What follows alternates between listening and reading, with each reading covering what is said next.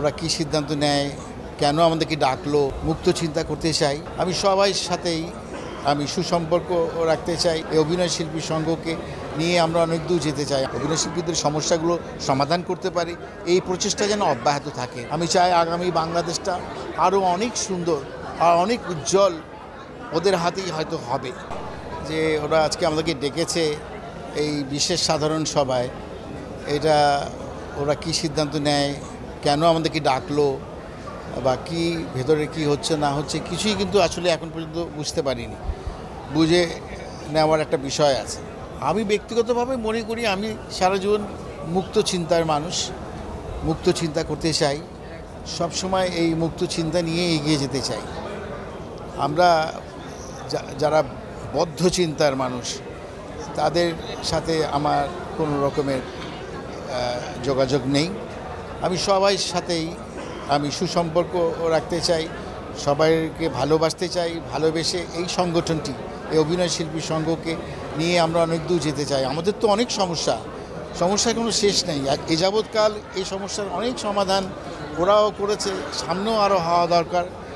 এবং যারা এখন আছে বা যারা সামনে থাকবে তারা এই অভিনয় শিল্পীদের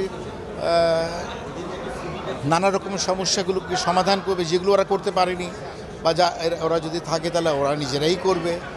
কি হবে না হবে আমরা তো এখনই কিছু বুঝতে পারছি না। তো আমি যেটা মনে করি অভিনয় শিল্পী সংঘের যে স্বার্থ সংশ্লিষ্ট সকল বিষয় নিয়ে কাজ করার জন্যই তো অভিনয় শিল্পী সংঘ, সেটা হওয়াটা খুব জরুরি। এবং এর সঙ্গে আমি একজন মুক্তিযোদ্ধা হিসাবে মনে করি যে মুক্তিযুদ্ধের চেতনা এটাকে ধারণ করার দরকার।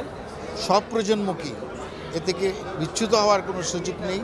বর্তমানে যারা দেশের এই বৈষম্য বিরোধী আন্দোলন করে দেশের পট পরিবর্তন করেছে তাদের প্রতি আমার অভিনন্দন রইল, শুভেচ্ছা রইল। আমি চাই আগামী বাংলাদেশটা আরও অনেক সুন্দর আর অনেক উজ্জ্বল ওদের হাতেই হয়তো হবে।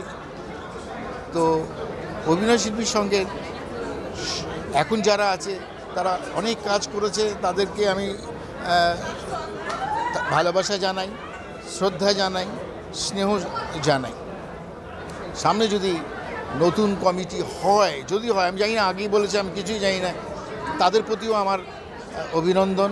তাদের প্রতিও আমার একটাই আশা যে অভিনয় শিল্পীদের নিয়ে যাতে অনেক দূর ওরা যেতে পারে, কাজ করতে পারে, অভিনয় শিল্পীদের সমস্যাগুলো সমাধান করতে পারে, এই প্রচেষ্টা যেন অব্যাহত থাকে।